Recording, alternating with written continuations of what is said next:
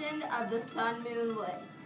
Once upon a time, a native tribe called the Shao lived in the mountains near the central part of Taiwan. The people planted corn, taro, and rice on their farmlands. Sometimes they would go fishing and hunting. They lived a peaceful and carefree life. On a sunny morning, while the Shao people were working diligently, they heard a huge sound. Boom! On a sunny morning, while the Shao people were working diligently, they heard, and the land shook violently. Oh no, the sun is gone! Everyone cried fearfully. They could not believe that the bright shiny sun had disappeared before their eyes. They could not do anything else except help each other find his or her way home in the midst of darkness. Fortunately, the moon came out at night. Everyone could see again in the moonlight and was able to do some work. Suddenly, another huge sound was heard. Boom! The houses were almost knocked down by this huge sound. Oh no, the moon is also gone. What are we going to do? Everyone cried. Desperately, everyone was so frightened, and no one knew what had caused this incident. Starting from that day, the sky did not have the sun or moon. Darkness covered the whole entire world. The plants in the fields gradually wilted, and the fish hid in deep water. The flowers were not blooming, and the animals seemed lifeless. People kept asking, how can we live a life without sunlight? Without sunlight, nothing grows. A young couple, Di Zhangge and Xu Shijai, depended on growing corn for a living. Since the sun had disappeared, the crops had wilted. The corn did not have any golden kernels anymore. One day, Xu Shijai told her husband, if the sun does not come out immediately, everyone in the village is going to die of hunger. We need to think of a plan. Di Zhangge nodded his head and said, The sun and the moon must fall to each other. On the second day, both of them started towards the deep forest and were determined to find the sun and the moon. Each of them held a torch and started their journey bravely. They climbed across the numerous mountains, rivers, and forests. They also used countless torches, but they could not find any sign of the sun or moon. The whole world was still in darkness. Finally, the couple arrived at a big mountain top. Xu Shijai saw a dim light on top of the lake. I bet the sun and the moon are in the lake, Di Zhangge cried excitedly. Yes, that must be the sun and the moon. Haha, we found them. They ran towards the lake and discovered two fierce dragons playing with two fireballs, which were the sun and the moon. No wonder the sun and moon disappeared. These two dragons stole the sun and the moon to be their playthings. Cried both of them. Di Zhangge and Xu Shijai were really mad. They wanted to take the sun and the moon back from the dragons, but were afraid of them. The couple sat on a big rock to think of a plan. However, they discovered that Xu Shijai used his strength to push the rock away. They discovered a long, deep, and narrow underground passageway. The smoke was coming from the passageway. Di Zhangge said, There is someone living beyond the passageway. Let us go check and see. they cautiously stepped down the passageway. As the curvy passageway got deeper, the atmosphere got damper and darker. After a while, they came upon a red light emitted by a fire. The smoke got thicker. The young couple realized that they were in a kitchen. An old, white-haired woman was standing in the kitchen and cooking. Xu Shijai asked softly, Oh lady, how are you? The old woman was surprised. She raised her head and found two young people standing in front of her.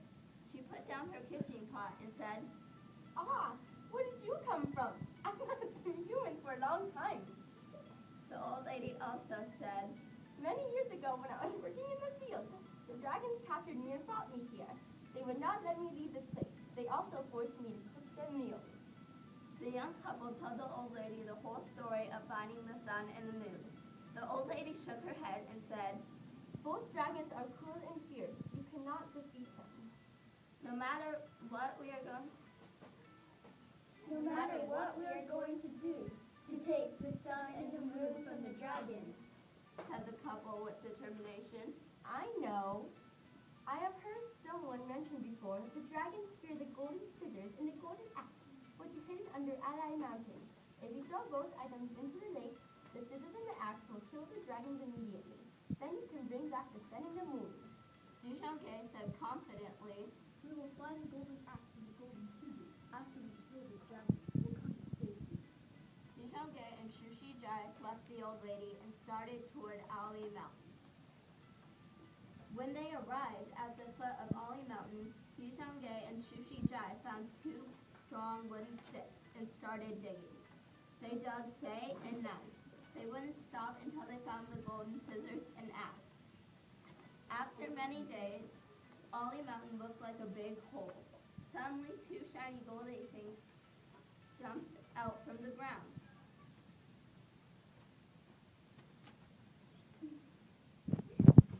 That must be the golden scissors and the golden axe.